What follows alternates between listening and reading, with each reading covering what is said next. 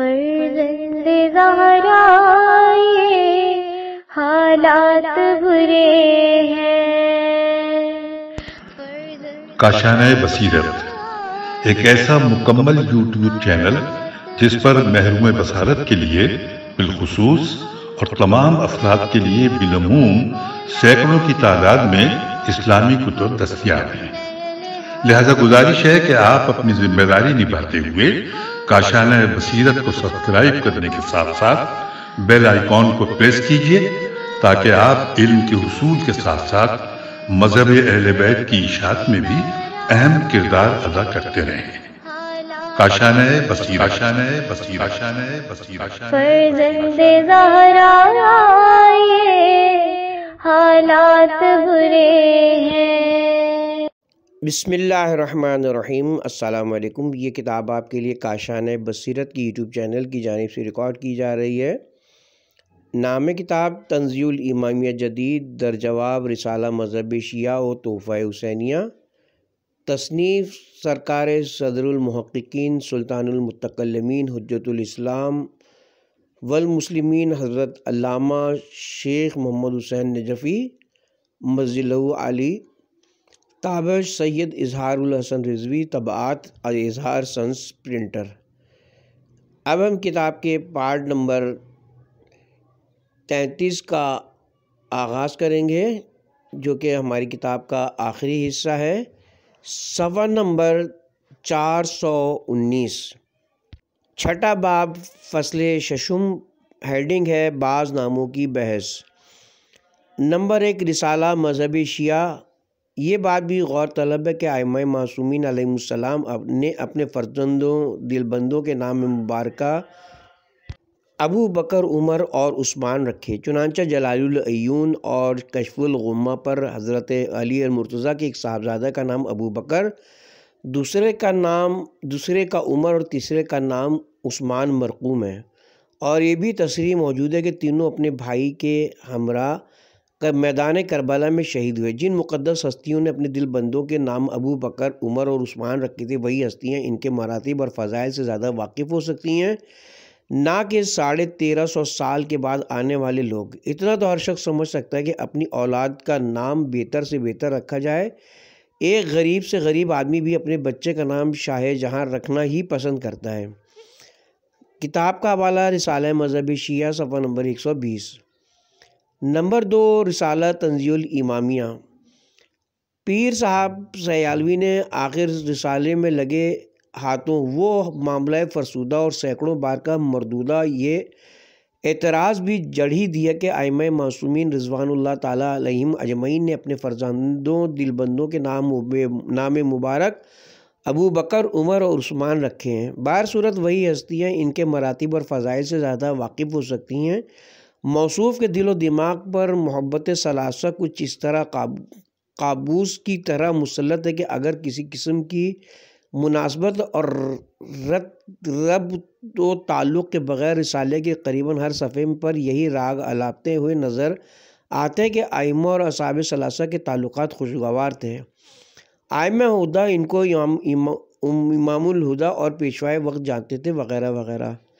جہاں تک ائمہ اہل بیت علیہم السلام کے اصحاب کے ثلاثہ کو امام الہدیٰ یا دینی پیشوا جاننے کا تعلق ہے، اس پر قبل ازیں باب چہارم میں مفصل تبصرہ کیا جا چکا ہے، اور فریقین کے کتب معتمدہ کی روشنی میں واضح کیا جا چکا ہے کہ وہ ان کو کیا اور کیسا آدمی جانتے تھے، اور اعادہ و تکرار کر کے کتاب کے صفحات بڑھانے کی ضرورت نہیں۔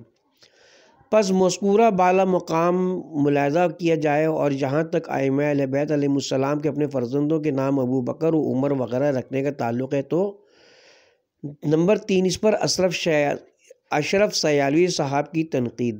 جواب اول، علامہ صاحب نے اللہ تعالیٰ کے غضب و عقاب کے مستحق افراد کے ناموں کے احتراز کو تنگ نظر ملاؤں اور جاہل عوام کا خیال قرار دیا، اور داناؤں اور غواصان بحر حقیقت کے اس نظریے سے دور ہونے کا دعویٰ کیا۔ حالانکہ شیخ الاسلام نے شیعی کتب کا حوالہ دیا اور ائمہ کرام کا فرمان نقل کیا تھا، تو اس کا مطلب یہ ہوا کہ ان کے نزدیک وہ دانائی سے محروم تھے۔ نعوذ باللہ، کیا یہی شان تحقیق ہے؟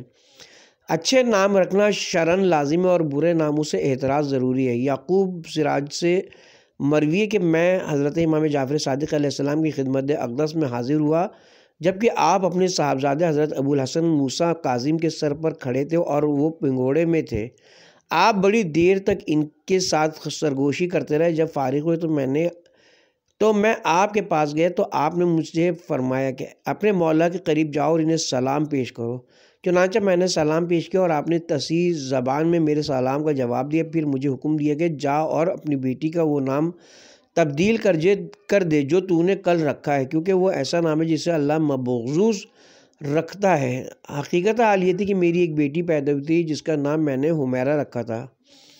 کتاب کا حوالہ اصول کافی جلد نمبر 2 صفحہ نمبر 192، کشف الغمہ جلد نمبر 2 صفحہ نمبر 221، ارشاد شیخ مفید مناقب ابن شہر آشوب جلد نمبر 4 صفحہ نمبر 287۔ اس صحیح ترین روایت سے ثابت ہو گیا کہ ناموں کو نظر انداز نہیں کیا جا سکتا۔ جواب الثانی ڈھکو صاحب فرماتے کہ بفرض تسلیم اس امر کی کیا دلیل ہے کہ حضرت علی علیہ السلام نے اصحاب ثلاثہ کو پیش نظر رکھ کر اپنے صاحبزادوں کے نام تجویز فرمائے؟ تو جواباً عرض ہے کہ شیعہ حضرات بھی حضرت علی مرتضیٰ کی اسی سنت پر عمل کرتے ہوئے حضرت علی کے مخلصین یا ان کے اجداد کے ناموں کی نیت پر یہ نام رکھ لیں۔ علاوہ بنی جب معروف اسماء انہیں خلفائے ثلاثہ کے تھے تو لامحالہ یہ تسلیم کرنا ضروری ٹھہرا کہ آپ نے خلفائے ثلاثہ کے اسماء مقدسہ پر ہی اپنے فرزندوں کے نام رکھے تھے۔ جواب الثالث ڈھکو صاحب فرماتے کہ اہل سنت کے عظیم اور اکابر کے نام عبد الرحمن اور یزید ہے تو کیا یہ کہا جا سکتا ہے کہ اہل سنت کو قاتلان ائمہ سے محبت ہے؟ اول آپ پر اپنا دامن صاف کرنا لازم ہے۔ حضرت ابو الحسن کے معجزہ اور کرامت والی روایت کا تحقیقی جواب دیے بغیر الزامی جواب دینا قطعاً روا نہیں تھا۔ دوم آیا یزید تبری یا اس کا پوتا محمد تبری عظیم و اکابر اہل سنت سے ہیں؟ سیوم ان ناموں کے تجویز کرنے والے ائمہ کرام نہیں تھے اور نہ اکابرین اہل سنت، وہ تو عام قسم کے لوگ تھے۔ ان کے اقدام کو حضرت علی اور دوسرے ائمہ کرام کے تعامل سے کیا نسبت ہو سکتی ہے؟ مظلوم مخالفوں کے اسما کے ساتھ موسوم لوگوں کے ساتھ شیعہ کا سلوک۔ یہاں سرگودا کے ایک ڈاکٹر کے سلوک کا تذکرہ اور تنزیل الامامیہ کی تفسیر کا تذکرہ کرنے کے بعد موصوف رقم تراز ہیں۔ اگر علامہ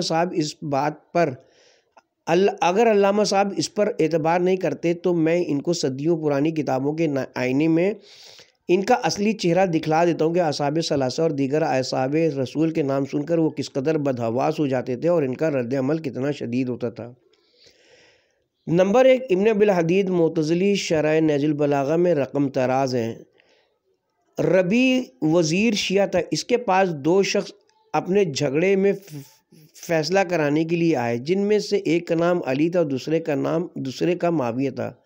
تو وزیر نے معاویہ کے خلاف شہادت مہیا ہوئے بغیر 100 کوڑے لگا دیے۔ جب اس کو معلوم ہوا یہ سب کچھ میرے نام کی وجہ سے میرے ساتھ ہوا ہے تو اس نے وزیر سے کہا کہ میرے مد مقابل کی کنیت تو معلوم کرو۔ تو اس کی کنیت ابو عبد الرحمن تھی جو کہ معاویہ کی کنیت ہے، تو اس نے اسے بھی زمین پر لٹا کر 100 کوڑے لگا دیے۔ نمبر 2 قاضی نور اللہ شوستری نے مجالس المومنین میں لکھا کہ عبید زاکانی کے رسائل میں مذکور ہے کہ ایک شخص نے دراز گوشت فروخت کیا۔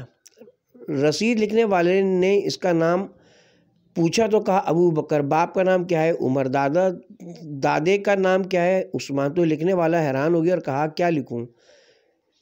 نمبر 3 سید نعمت اللہ جزائری نے لکھا کہ علاقہ قزوین میں ایک دیہات ہے، وہاں سے ایک شخص کا گزر ہوا جس کا نام عمر تھا، تو انہوں نے اس کو خوب مارا پیٹا۔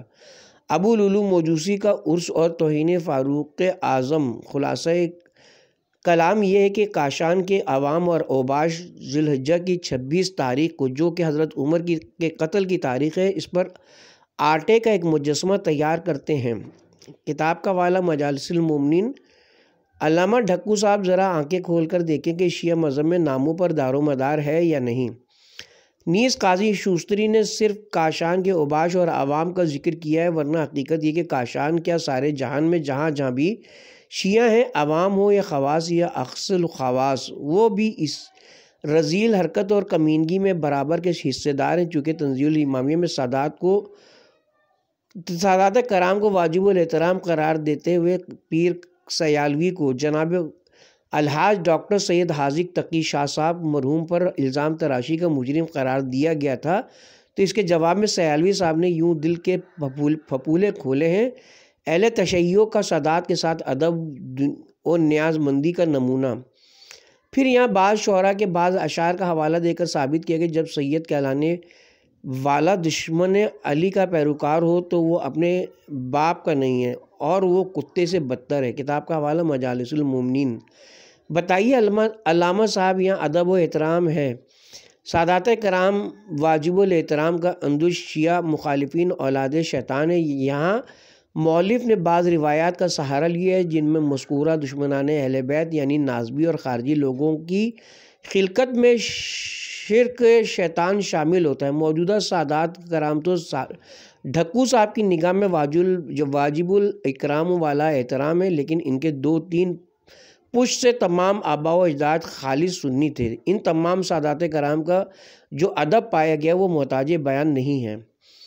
ہیڈنگ ہے: نسل سادات کا اقرار۔ علامہ صاحب نے کہا کہ پیغمبر اسلام علیہ الصلاۃ والسلام کا فرمان ہے کہ میری اولاد کی عزت کرو، صالحین کی اللہ تعالیٰ کے لیے، اور بدعمل اور راہ شرع سے عدول کرنے والوں کی میری خاطر، مگر اس کا ذکر کر کے اور صحیح مان کر اور مقامی استدلال میں بطور حجت و برہان پیش کر کے ڈھکو صاحب نے اپنے مذہب کا صفایا کر دیا ہے، کیونکہ سادات تمام کے تمام اہل بیت کرام ہیں اور اہل بیت کے کرام سبھی پاک و مطہر ہیں۔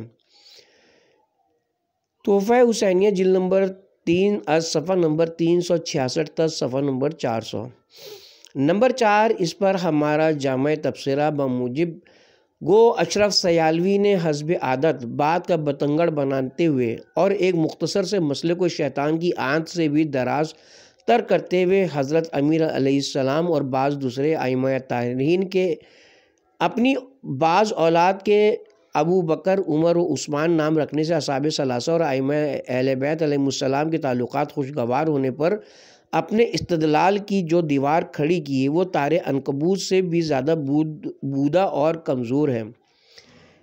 الغرض بگڑی ہے کچھ ایسی کہ بنائے نہیں بنتی۔ قرآنی آیات، سینکڑوں روایات اور ہزاروں اخبار اور آثار سے واضح و آشکار ہے کہ حضرت علی علیہ السلام اور اصحاب ثلاثہ کے تعلقات شیر و شکر کی طرح نہ تھے بلکہ تیر و تلوار کی مانند تھے۔ اس حقیقت کا صرف اس بنا پر انکار کرنا اور ان تعلقات کے خوشگوار ہونے کی دلیل قرار دینا کہ حضرت علی نے اپنے فرزندوں دلبندوں کے نام ابو بکر، عمر، عثمان رکھے تھے، سادہ لوہی یا پھر مکاری و عیاری کی انتہا ہے۔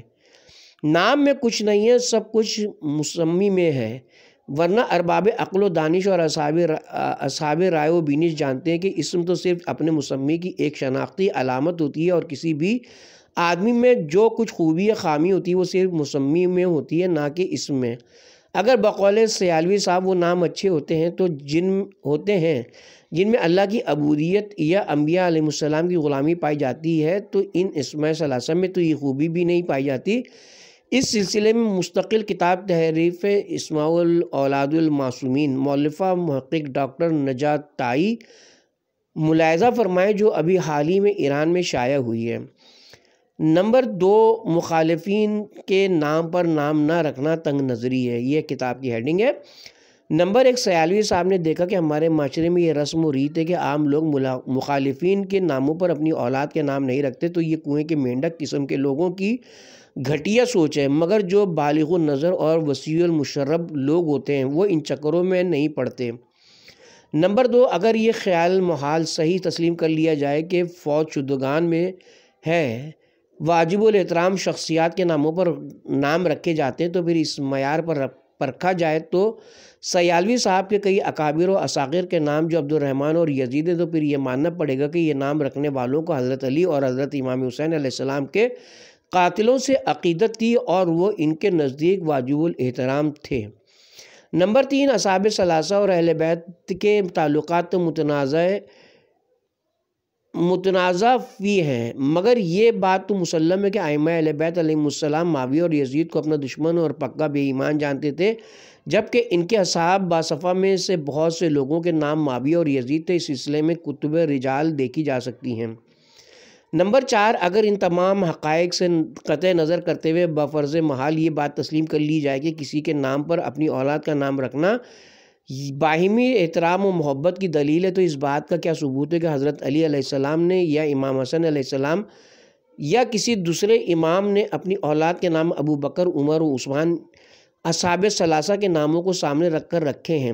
کیا اصحاب ثلاثہ کے سوا ان ناموں کا کوئی موسوم اچھا نہ تھا؟ مثلا ایک ابو بکر وہ ہے جس نے حضرت امیر المومنین علیہ السلام سے اقتدار غصب کیا، تو دوسرا ابو بکر وہ ہے جس نے ابو بکر کی بیعت ہی نہیں کی بلکہ اسے برسر عام ٹوکا۔ ایک عمر بن خطاب ہے تو دوسرا عمر اولا ہے جو پیغمبر اسلام صلی اللہ علیہ وسلم کا جد اعلیٰ ہے، تیسرا عمر بن سلمہ اور چوتھا عمر بن مالک ہے، وغیرہ وغیرہ۔ اسی طرح عثمان ایک ابن عفان ہے تو دوسرا عثمان بن مظعون ہے جو پیغمبر اسلام صلی اللہ علیہ وسلم کا جلیل القدر صحابی، اور تیسرا عثمان بن حنیف ہے جو حضرت امیر علیہ السلام کا عظیم المرتبہ صحابی بھی ہے اور آپ کے دور خلافت میں بصرہ کا گورنر بھی رہا ہے۔ لہٰذا عین ممکن ہے کہ ائمہ اہل بیت علیہ السلام نے ان بزرگوں کی محبت سے سرشار ہو کر اپنی اولاد کے انعام رکھے ہوں۔ لہٰذا جب تک علماء اہل سنت یہ ثابت نہ کریں کہ ائمہ اہل بیت علیہ السلام نے اصحاب ثلاثہ کو پیش نظر رکھ کر اپنی اولاد کے انعام رکھیں، تب تک ان کا مذمومہ نظریہ بعض ائمہ اہل بیت اور اصحاب ثلاثہ کے تعلقات کا خوشگوار ہونا ہرگز ثابت نہیں ہو سکتا، اور یہ بات علماء اہل سنت قیامت تک ثابت نہیں کر سکتے۔ آزمائے جس کا جی چاہے۔ ہیڈنگ ہے ناموں کے تبدیل کرنے والی روایات ناقابل اعتماد ہے۔ سیالوی صاحب کے چند کتابوں کے حوالے سے یعقوب سراج نامی کسی شخص کی ایک مرسل روایت نقل کی ہے کہ امام موسیٰ کاظم علیہ السلام جبکہ وہ پنگوڑے میں آرام فرما تھے اسے اپنی بیٹی کا نام تبدیل کرنے کا حکم دیا جس نے اس کا نام حمیرہ رکھا تھا۔ یہ روایت مخصوص سند اور مرسل ہونے نیز اسلامی مزاج کے خلاف ہونے کی وجہ سے ناقابل التفات ہے، جبکہ بعض کتابوں میں لکھا کہ حضرت امام علی رضا علیہ السلام کی ایک دختر کا نام عائشہ تھا۔ ملاحظہ ہو کتاب 14 ستارے صفحہ نمبر 660 طبع لاہور جدید۔ لہٰذا یہ روایت اصول روایت اور درایت کے تحت ناقابل اعتماد ہے۔ والحمدللہ۔ ہیڈنگ ہے مذموم مخالفوں کے اسما کے ساتھ موسوم لوگوں کے ساتھ شیعہ کا سلوک۔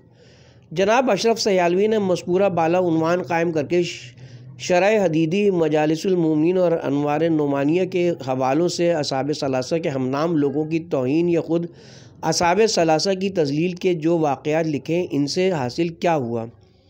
ہم نے پہلے تنزیل الامامیہ میں لکھا تھا کہ یہ عوام کا کال انعام ہوتے ہیں جو ناموں کے چکر میں پڑھ کر ایسی شوقیانہ اور غیر شریفانہ حرکتیں کرتے ہیں۔ شیعہ مذہب کے اکابر اور خواص کا دامن ان گھٹیا قسم کی حرکتوں سے پاک و صاف نظر آتا ہے۔ لہٰذا یہ عامیانہ اور شوقیانہ واقعات بیان کر کے سیالوی صاحب کا یہ کہنا بالکل غلط اور خلاف حقیقت ہے کہ جہاں بھی شیعہ ہیں عوام یا خواص یا اقص الخواص وہ بھی اس رذیل حرکتوں اور کمینگی میں برابر کے حصے دار ہیں۔ کتاب کا حوالہ تحفہ جلد نمبر 3 صفحہ نمبر 383۔ ہیڈنگ ہے سیالوی کی بیجا طنز و تشنع۔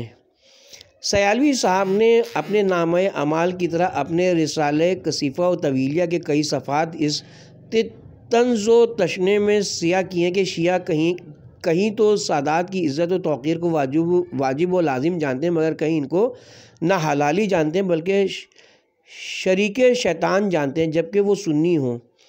یہ کھلم کھلا بہتان اور غلط الزام ہے۔ شیعوں کا یہ منفی نظریہ دشمنان اہل بیت کے بارے میں ہے۔ وہ تمام اہل سنت کو ہرگز دشمن اہل بیت نہیں جانتے کیونکہ وہ تو خوش عقیدہ محب اہل بیت ہیں، جیسا کہ مولانا حالی پیغمبر اسلام صلی اللہ علیہ وسلم کو خطاب کر کے فرماتے ہیں، ایمان جسے کہتے ہیں عقیدے میں ہمارے، وہ تیری محبت تیری اطرت کی ولا ہے۔ سیالوی صاحب نے جو اشعار و عبارات پیش کیے ہیں ان سب میں یہ لفظ نازبی موجود ہے یا مبغض اہل بیت، اور ظاہر ہے کہ نازبی یا مبغض اس بدبخت کو کہا جاتا ہے جو عطرت اہل بیت اہل بیت کے بغض و عداوت کی بیماری میں اس طرح مبتلا ہو کہ علی و معاویہ کی باہمی جنگ و جدل میں معاویہ کو برحق اور مارکہ کربلا میں حسین و یزید کی مارکہ حق و باطل میں یزید کو برحق سمجھے۔ لہٰذا نازبی اور مبغض کا ترجمہ سنی کرنا بددیانتی کی انتہا ہے۔ اگر خدا نہ خواستہ سیالوی صاحب اس مرض میں مبتلا ہیں تو پھر وہ خدارہ تمام اہل سنت کو اپنے جیسا ہرگز تصور نہ کریں۔ وہ تو عظمت سادات کو اپنا دین سمجھتے ہیں اور محبت اہل بیت کو جزء اسلام جانتے ہیں۔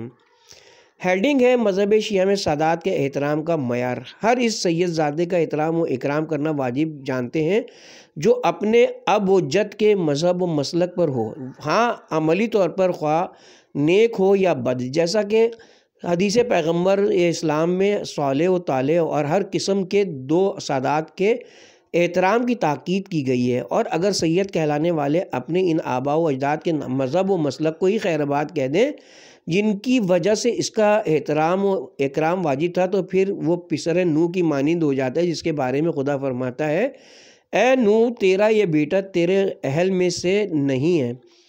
لہذا تمام سادات کو پیغمبر اسلام کے اہل بیت میں داخل کرنا سیالوی صاحب کی جہالت مرکبہ کی بین دلیل ہے، جبکہ اہل بیت اس میں صرف جناب خاتون قیامت یا 12 ائمہ معصومین علیہ السلام شامل ہیں، وہ بس۔ سیالوی صاحب نے لکھا ہے کہ موجودہ سادات کا شجر نسب دیکھا جائے تو وہ 2-3 پشت اوپر سب سنی نظر آئیں گے، قطع نظر اس بات کی صحت و سقم کے اگر سونے پر زنگال چڑھ جائے تو وہ سونا ہی رہتا ہے، ذرا سی گرمائش پہنچانے سے زنگال دور ہو جاتا ہے۔ اور ویسے خدا کی قدرت ہے کہ وہ بے ایمانوں سے مومن اور مومنوں سے بے ایمان پیدا کرتا رہتا ہے کیونکہ وہ علی کل شیء قدیر ہے۔ ہیڈنگ ہے احترام و اکرام کا انحصار نسبت پر بھی ہے۔ یہ قرآنی اصول سر آنکھوں پر ہے کہ خدا کی بارگاہ میں وہی شخص زیادہ لائق اکرام و احترام ہے جو سب سے زیادہ نیکوکار اور پرہیزگار ہے۔ مگر یہ بات بھی مسلم ہے کہ اسلام میں جو کہ دین فطرت نسبت کا بھی خیال رکھا جاتا ہے، مثلا کسی شخص کے ماں باپ جیسے بھی بد کردار کیوں نہ ہوں، حتیٰ کہ اگر کافر و مشرک بھی ہوں، اور وہ خود سلمان دوراں اور ابو ذر زمان بھی کیوں نہ ہو، اس پر ان کا احترام واجب ہے کہ دنیا میں ان کے ساتھ اچھا سلوک کرو، اور یہی معاملہ سادات کرام کا ہے۔ قولا میری اولاد کا احترام کرو، اگر نیکوکار ہوں تو خدا کے لیے اور اگر بدکار ہوں تو میرے لیے، بہار الانوار وغیرہ۔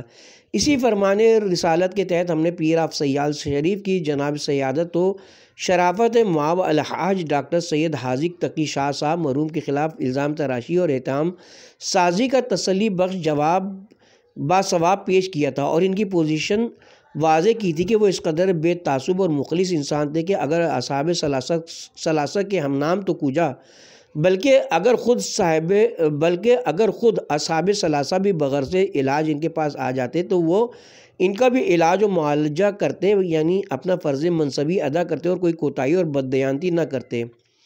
سیالوی صاحب نے ان کے اس خلوص و للہیت کے جذبے کو سراہنے کی بجائے الٹا اس میں تشکیک پیدا کرنے کی ناکام و ناپاک صحیح فرمایا جام کی ہے، مگر ہر مسئلہ و معاملے کی طرح یہاں بھی ناکامی اور نامرادی ان کا ناقابل تبدیل مقدر ہے۔